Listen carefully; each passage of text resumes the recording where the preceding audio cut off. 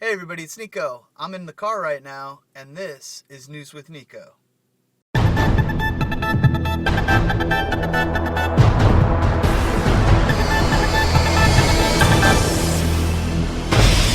got a great show for you today. On today's episode, I will be discussing Firefly returning to cable, Karen Gillan talks about leaving Doctor Who, and CBS's blatant ripoff of the BBC's Sherlock show.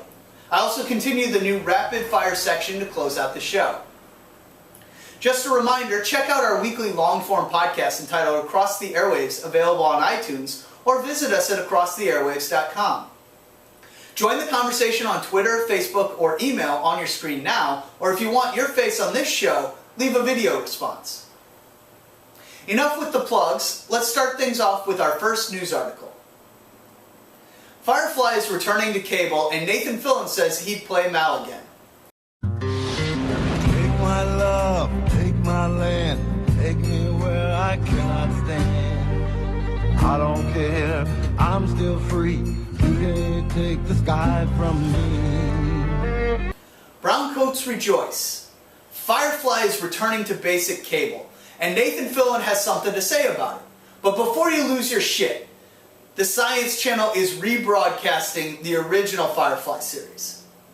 The Science Channel has acquired the rights to the cult hit and will air the series in its entirety. Plus, they'll have some new extras. Additionally, the Science Channel will wrap each episode with a scientific segment starring renowned physicist Dr. Michio Kaku, who will discuss the theoretical science behind the show's sci-fi concepts. According to 20th Century Fox, this will mark the first time Firefly has aired on a fully distributed basic cable channel since 2008, when it ran on USA. In honor of that occasion, star Nathan Fillion took a brief break from shooting ABC's Castle today to jump on the phone and answer 5 Firefly questions, including whether he ever reprised the role of Captain Mal again. Short answer is yes, absolutely he would. Full interview is in the description below. Karen Gillan will be calling it quits sometime this season on Doctor Who. In the fall, we reported on ATA that Karen Gillan and Arthur Darvill will be ending their run as Amy and Rory sometime during Series 7. Karen took some time this week out of her busy schedule, as Series 7 has just begun production, to give an interview to our friends over at IGN's TV department. In the interview, she talked about how and why she came to the decision to leave this iconic show. She said, "Actually, I called executive producer showrunner Stephen Moffat and arranged the dinner, and then basically told him roughly when I wanted to go." She says, "I wanted to go on a high. And also, Stephen Moffat comes up with endless, amazing ideas anyway, but I wanted to make sure that I went out on a high when the character was at her prime." If you want to read the entire interview, just head on over to IGN or click the link in the description below. I've got to say, I love Amy Pond and will miss her desperately when she goes. I've always held out that David Tennant is my Doctor and Rose was my favorite companion. But with the success of the Amy, Rory, and Matt Smith Doctor story arcs and the just plain amazing storytelling in the last 2 years, I have to say, Amy Pond is damn near close to stealing that ultimate companion slot away from Billie Piper's amazing portrayal of Rose Tyler.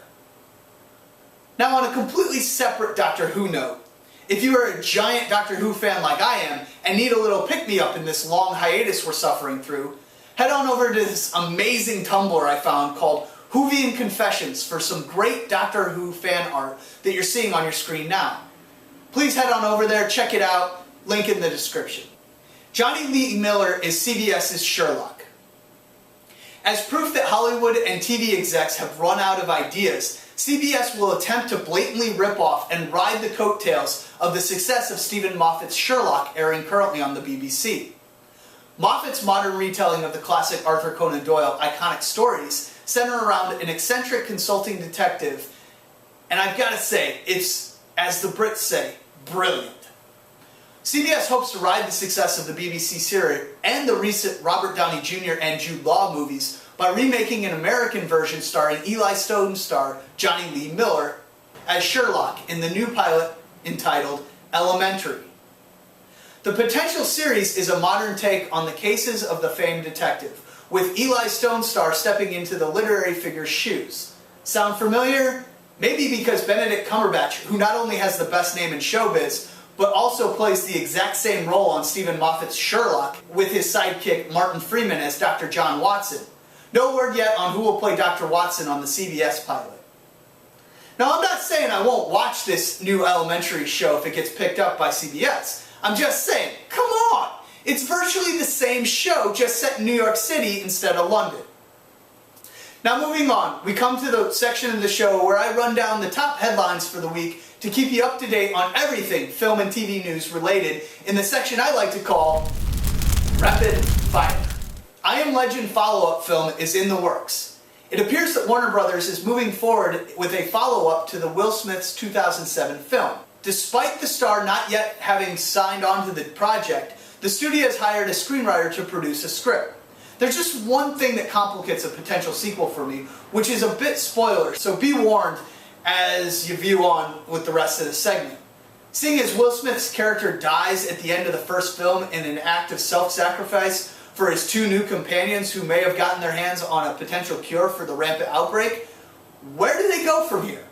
Rumors have been swirling for years about a potential for a prequel, but this will be 7 years after the original, and Will Smith isn't getting any younger. Michael Bay is set to direct Transformers 4, producers confirm. The fourth film, which will be released in the summer of 2014, will be headed in the direction of a reboot. And with it heading in the direction of a reboot, many questions form about which characters and storylines will return. Producers insist that the fourth film will not be a hard reboot, but an evolution. When I read that, I said to myself, what the hell does that mean?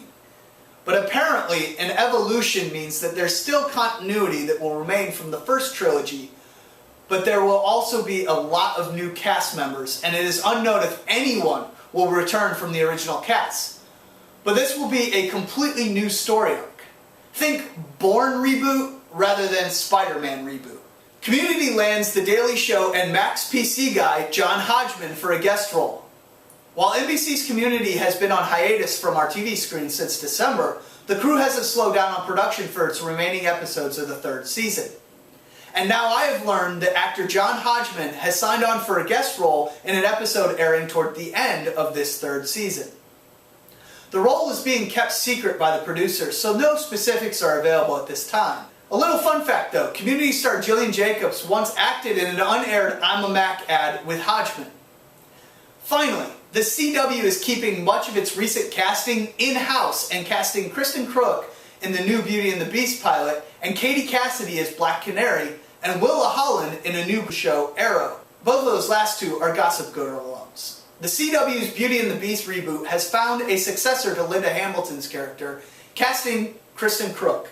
The Smallville alum has landed the female lead in the hour-long pilot, a reboot of the classic 80s series that ran on CBS and starred Ron Perlman as the mythic man-beast and Hamilton as the object of his affection. The CW version will add a contemporized procedural twist to this edition. In additional CW casting news, Gossip Girl actress Katie Cassidy has been cast as Black Canary in Arrow, the CW's new Green Arrow project. The new Green Arrow has found his Black Canary.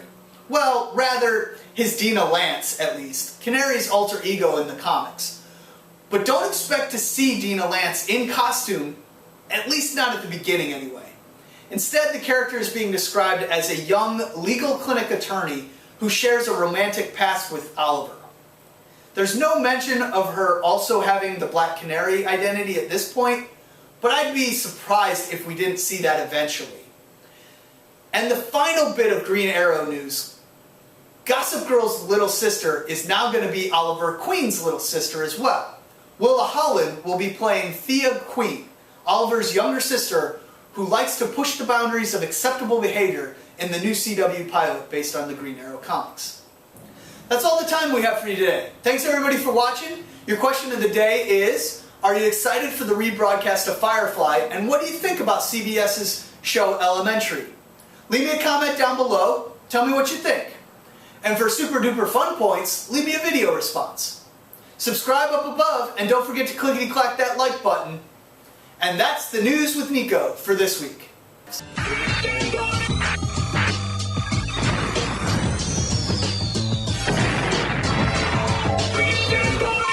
We now return to our regularly scheduled program. Who's a good girl?